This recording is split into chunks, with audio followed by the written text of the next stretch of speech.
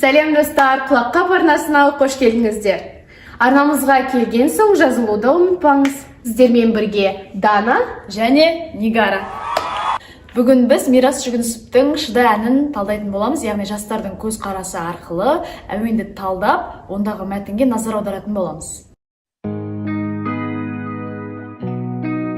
Қала ояу, келем баяу, таңға таяу, жол ойым терең, естіледі әлем осы әуен. Бір сор мұңды, мұң, сор деген мутты беретін сияқты. Бұл андай бір таңғы азан уақыт, тыныштық. Бір өзі клипте сондай жаңағыдай.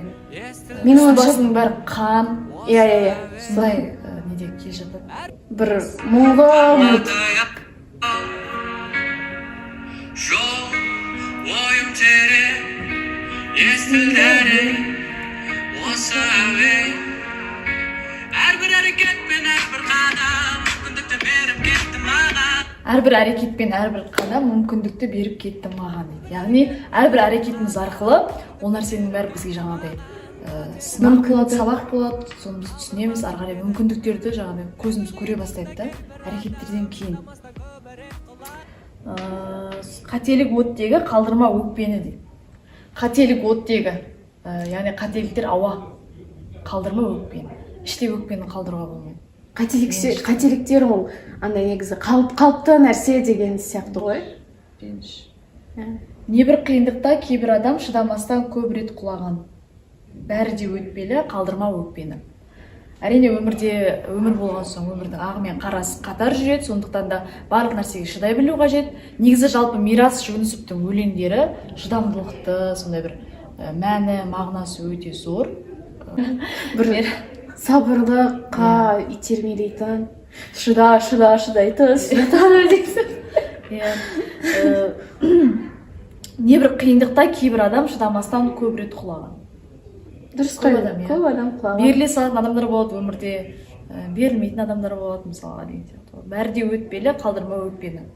Осы әуен бір мотивация сияқты болып тұр. Бәрі де өтпелі, бәрі уақытша, ары қарай жетесің, жетілесің деген мағынада айтып тұр. Өте керемет. Қалдырма өкпені.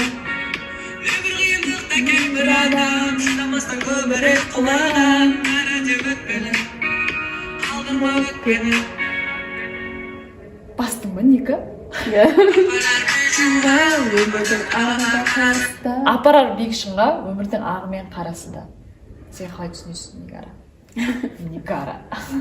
Нигара деген жер ғой солай ма? Қалай түсінемін негізі? Дұрыс қой енді. Өмір ақ пен қара нелерден құрылған.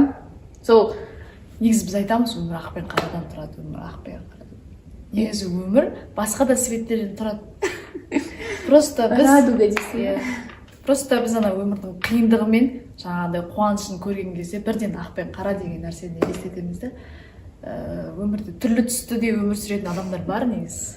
Соның бірі Дана деп қатта ғой, айғайлап ашуланып келмей жатып ұрсап, азырақ қойса бүйтіп. Апарар биік шыңға өмірдің ағы мен қарасы да, болса да қиындық арасында бәрібір бәріне шыда. Бәрі шыда. По-любому шыдау керек болады бізге. Берілме бірақ мұңға, шашпа тек өзіңді оңды солға. Міне осы нәрсені түсіну керек сияқты негізі. Күн менен алыс, мың арпалыс. Мың арпалыс деген жері мысалы қалай түсінесің сен? Күн менен алыс. Бір мүмкіндік адамнан алыс болса, оның арасы мың арпалыс қой енді. Соған жету бір көзбен қарағанда қиын, андай мүмкін емес көрінеді. Бірақ на самом деле оңай.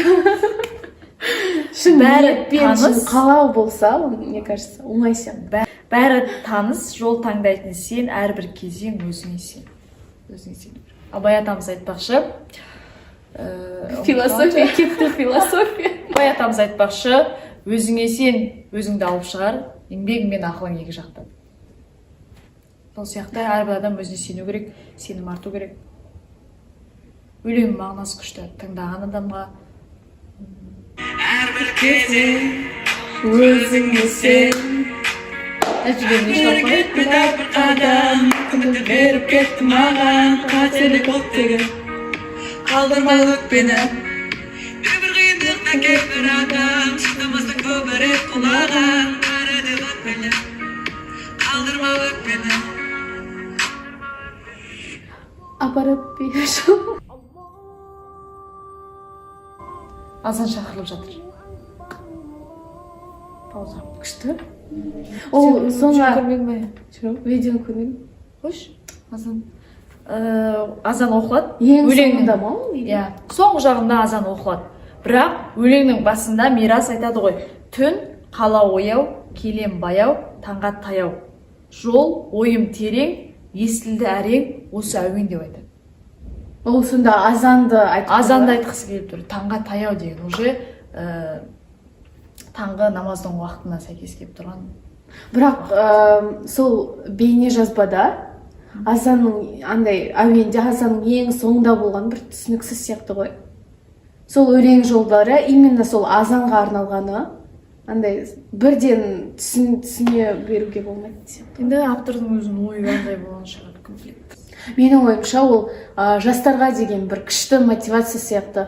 Мысалы, қазірдің өзі, мен осы өлеңді қанша тыңдап жүрсем де, қазірдің өзі тыңдаған соң маған бір әсер тигізді, бір мотивация берді, бір білмеймін, бір ерекше сезім сездірді сол осы әуен. Жалпы жасы әдемі, сөзі де мағынасы да әдемі әндерді тыңдай жүріңіздер. Талғамға талас жоқ, сөздің мәтініне назар аударып тыңдап жүріңіздер. Біздің шығарылымызда қандай өлеңді талдап көрейік? Сіздің ойыңызша комментарийға жазуды ұмытпаңыздар. Ал бізбен бірге болғаныңыз үшін рахмет. Каналға жазып, лайк басып, комментарий қалдырыңыз. Келесі кездескенше.